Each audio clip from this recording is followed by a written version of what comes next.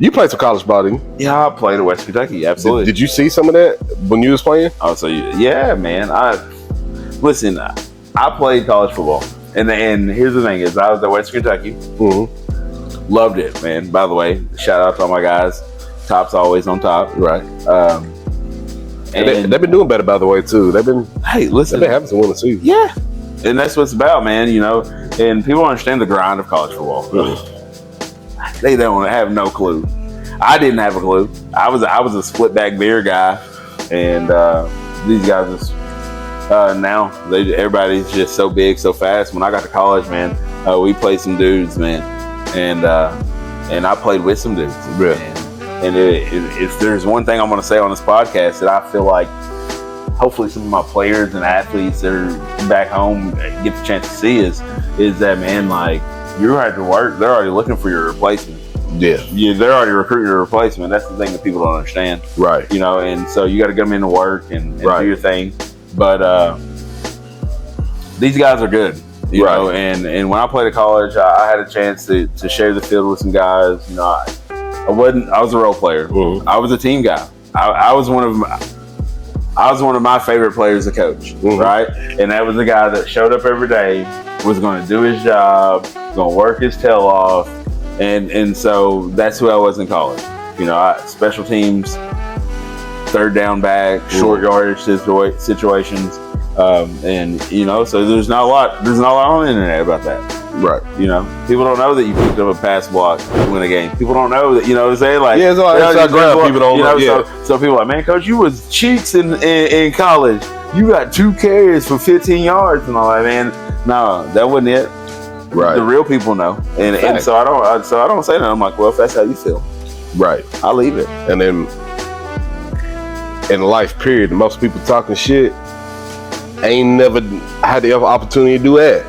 You feel me? You did more than 85% of the people talking shit. So your biggest haters, your biggest haters, man. They're gonna hate because you failed at something that they thought they were good at. Right. You failed at something that they thought they could do, but they ain't never did it. Facts. And so I use that as motivation. I got a homeboy that sings. Mm-hmm. And the type of music he sings, people ain't rocking with. Mm-hmm. And so his hometown is talking shit about him. And we was drinking one day watching the game. Mm-hmm. And somebody asked, hey, such and such, you think he's doing good? You think he can sing? Everybody downed him. But the same homeboy that asked the question, he said, but y'all think he can't sing, but he's doing way more than any of us in this room. Mm-hmm. He's promoting himself. He's been on stages that we can even fathom being on. He's going to talk to people. He's been on newses and promote. You know what I'm saying? So you judging his singing because you don't like his music, but he's gone places and did things that we would never be able to. Or, you know what I'm saying? Yeah, and did for you. You ain't did to talk shit. And this is one of those things for me is like. You can't judge people, man. Like, you know, the good book says it, all that good stuff. But man, for me, like, it really is. I'm a forgiver. Right. I'm gonna forgive people. Mm. My heart's so big, can't help it. Yeah. Right. I know my family. I know my genetics. I want to love everybody. Right. I'm gonna love everybody.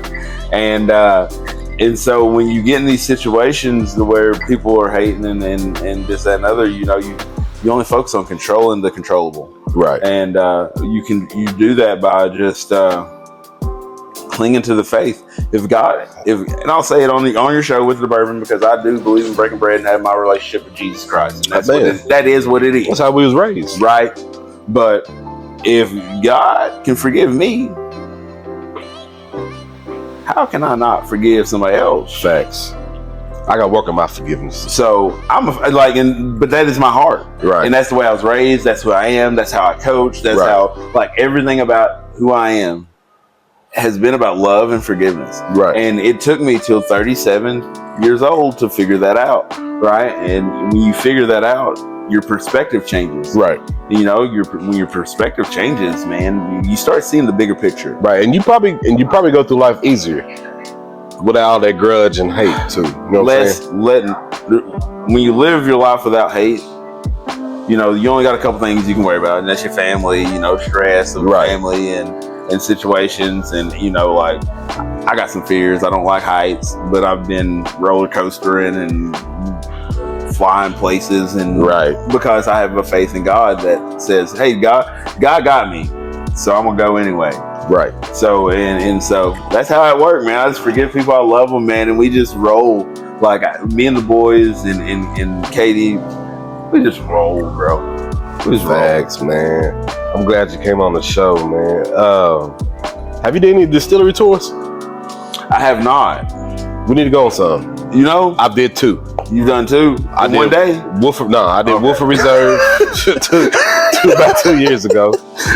And I did this about 2 weeks ago. Okay, so you recent. I went to Fresh Distillery in Lexington, Kentucky, black owned. Okay. But both experience was dope. And so I'm gonna start them back up probably here pretty soon. So if anytime you want to go with me and have experience, I'll be filming. But listen, you just let me know. I'm always down, man, for a road trip. You know, you fan. Hell yeah. If you've been to a family reunion in Jamestown, Kentucky, man, you are definitely family. Your family can cook too. You aren't throwing down. Man, I was stuffed. How's your cousin? Oh man, Vic and Nick. Vic, how they doing, man? Well, Vic's in Somerset. So, yeah. So, you know, he's good. Nick's in Dyersburg, and man, like, you know, that's part of my grind right now. Right. I got some things going on under the scenes and behind the scenes, I should say, and I'm trying to get right back together. Right. Not just for the reunion, and there's using resources. Facts. And being able to have communication, network, right? Somebody who's been off social media for like 2.5 years, bro. Oh, you been that long? Yeah, like ever since. Oh yeah, somebody got my Facebook and my Instagram and my Twitter. It's like, man, all at one time. Oh shit. Yeah, and I was just like, let it go. How's life without social? I love it. Really? Oh, absolutely. I ain't worried about what, especially the coach life was so much better without it. Right. Can I tell you that? Yes, I can say that. Yeah. Because I ain't worried about nobody's mama, daddy, uncle, nobody saying anything about what I was going. And if they said it, I ain't see it. Right. So coaching was great, you know. But I hate it because catching up. Right. You got the people. Because, you know, we that old to where, like, Facebook was college Facebook. Fact, you older than me, but yeah. Damn, you just, I mean, you threw it out there. Yeah. Well, you said we that old. Why I got to be in it? Well, because you got a beard like a billy goat. Yeah. That's why. Oh, but no, it was college Facebook. I don't like your attitude. Might cut that out. It was college Facebook back in the day. Facts. And we could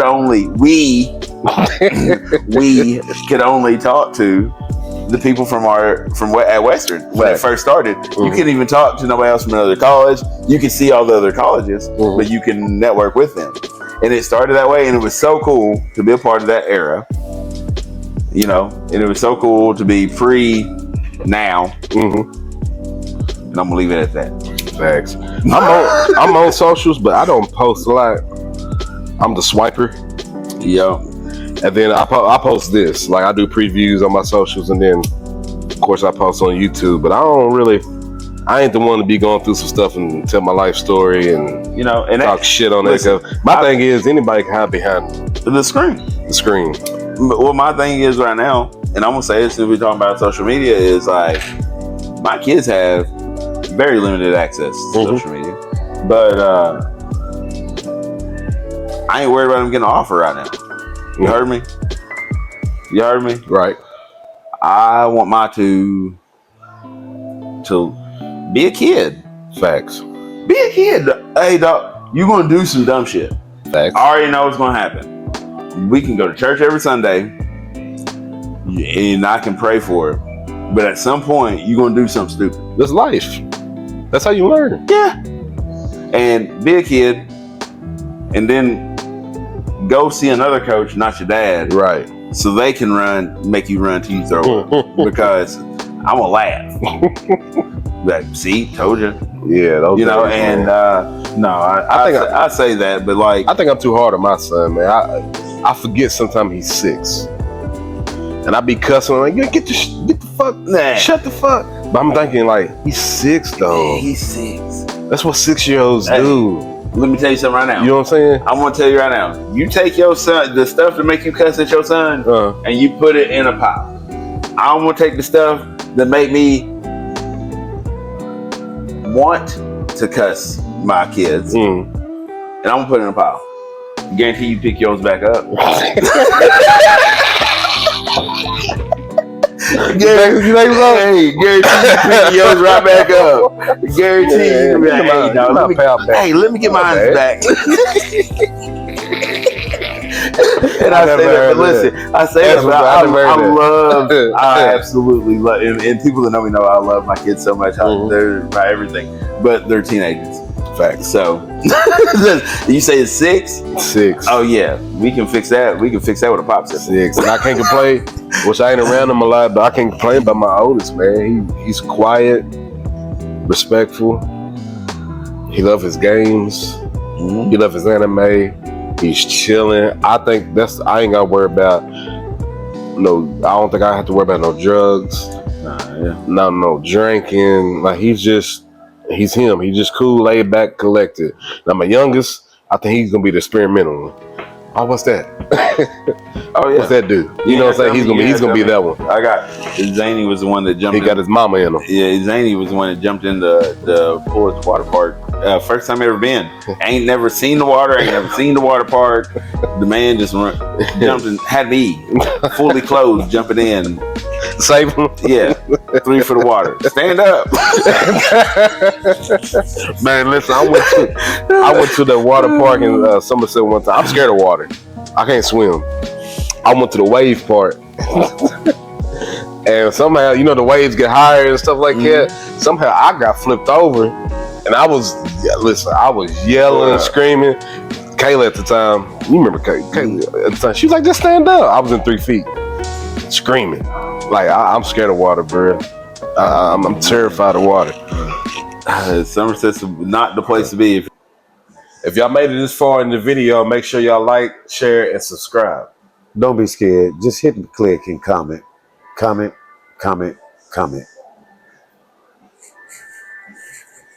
The place to be if you're scared of water. There's a lot of it.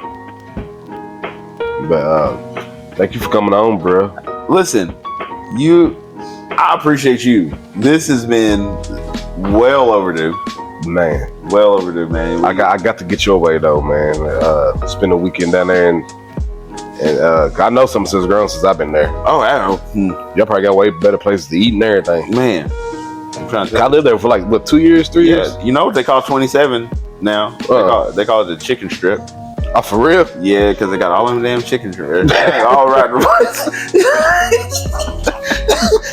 But listen, like within like a short little spot, you got like KFC, Zaxby's, Chick-fil-A, Slim Chicken. That's all these chicken places. Like, why we got? Y'all got Bojangles, don't you? No, I went out of business. Did it? Yeah. Good. I stopped there one time. We got Popeyes. Y'all got Popeyes? We got Popeyes. Somerset got Popeyes? Somerset's got a Popeyes. Damn. We do have a Popeyes. Like, we trying to do chicken right anyway. Right. In Mexican restaurants, we got a lot of them too. Hey, this is all we got down here. Man, but who don't like Taco Tuesdays? I feel you, but so some tacos you can eat. I want a steak. Man. Ain't nowhere around here to get no steak. You get steak taco.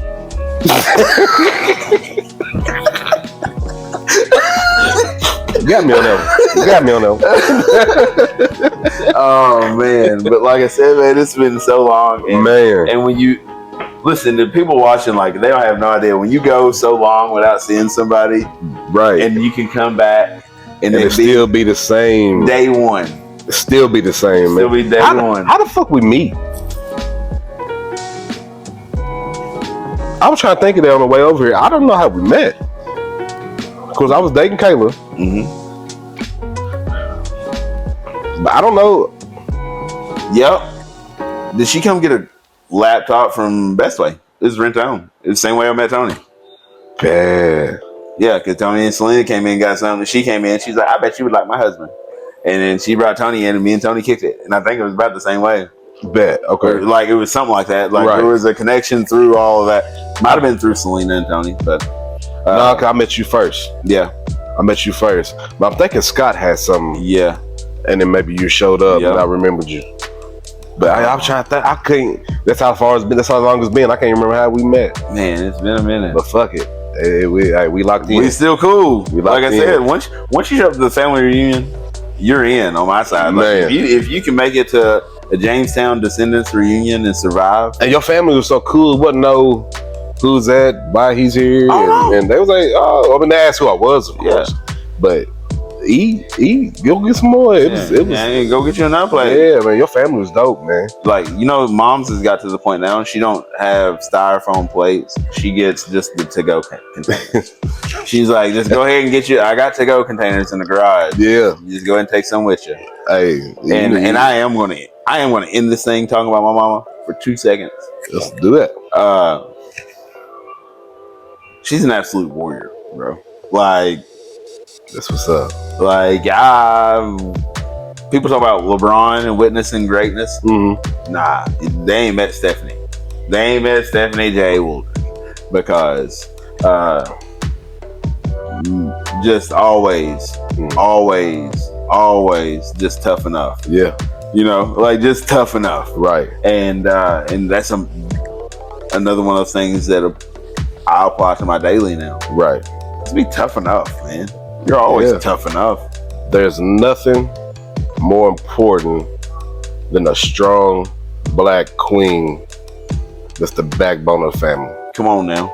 You feel me? Come on now. My granny was one. Yes. My guy had two had to just recently, yesterday was actually my grandmother's birthday for her first one in heaven. And the reflection of her life and seeing it through my mom's life, and now seeing my mom through myself and how I parent. People better pick up these generational clues, brother. Man. I'm trying to tell you, people, hey, boy, I already told you that because I already done the same damn thing you did. And younger people don't give, it seems like they don't care about them. No patience. You know what I'm saying? Before my granny died, I would just sit and just let her talk. A lot of people thought she was just talking out her head, but if you sit and listen, she was going back to her childhood. She was going back to when she was a teenager, and she gave me so much game, dog. Like it was just the pearls. I would just sit, I would just sit and just listen to her talk, and I miss that. You know what I'm saying? Pearls. But how many times have you went back and got them and needed when you needed them? Facts. Right. Facts. Granny told how me many about times? Like, as a coach, as a son, as a dad, as a husband, as a boyfriend, like, I don't know how many times in the last 3 years that I went back and been like, oh, so that's what he meant. Yeah. One of my dad's favorite saying, I'm a coach, we're a football family. Hey, Dad would always tell us, saying, sometimes in life, son, you just got to back up and punt. My whole football playing career, my whole coaching career, no punt policy, dog. We going for it. You know what I'm saying? Like, that's me. Right. And so as I got older, and since he's been gone, it's like, man, sometimes when you press so hard to get something, you gotta send them out. Trust your defense. Right. Yeah. Sometimes it ain't saying that we don't think you can get it. Facts. Sometimes we just need to let them do it. Right. Right. They'll get it back to you. Trust them, dog. They on your team. Right. Life is on your side. Sometimes punt that thing off, man. Right. Every now and then you get lucky, they may muff one or something. As a coach, as an old running back, how you feel about the spread offense? It just seems like, if you think the running back's gonna ever go out of, like, you think it's always gonna be a running back? Absolutely. And you'll see the game evolve. It don't ever really evolve. It just goes around and it comes back. So you think it's gonna come back around? You think the I formation can come back around? Absolutely. You say the I formation. I'm from Eastern Kentucky. Wing T. Wishbone. Wishbone. Power I. But I love it. Right. I love it. because it's football, man. You like, and like me, you were talking out there. I said, kids in Eastern Kentucky have a different kind of heart. Right. They have a different kind of heart. Kids from Louisville have a different kind of heart. Right. But they all have heart. And so through this FBU experience that I've had with Bronson and these guys over the years, like, you understand that when you coach kids from Pikeville to Paducah, and you get a chance to see how different they are, but yet if you put them all together, it could be something crazy. Right. You do it. That's what's up. And that was that. Come That's out, did my thing, man. I loved it, coached. I'm proud of you. Resigned. I'm just now finding something I'm passionate about. But for years you've been passionate about football and coaching, and you stepped in and did it in full head first, and you know what I'm saying? A lot of people don't try to find their passion or try to find their reason of living. You know what I'm saying? Of it. And so I'm at 37. I'm just not finding mine. And every time I put this camera on, I may fuck up. It may not make sense. It may be lame to people, but I love it and I'm fucking doing it and I'm having fun doing it. You know what I'm saying? And so thank you for joining your life. Like, you just, man, you love coaching and you did it. Nah, you're doing it. You know what I'm saying? It ain't coaching, Brian. It's Stone. Sorry. Whatever you want to call me. We personal. You call me Brian. Well, listen. Don't call me Brian for family, but it ain't never been coaching. Right. Like I said, I was chasing wins. I was chasing trophies. That should go away, bro. But you said was. But you evolved. You feel but that stuff go away. The difference in some of these kids' lives that I've been able to see, right, within the short amount of time that I've been with them. I read something John Wooden said a long time ago. It said, if you change one kid's life as a coach, you've changed a whole generation of people. That's dope. Right? Well, I up it to one a season. I want one a season.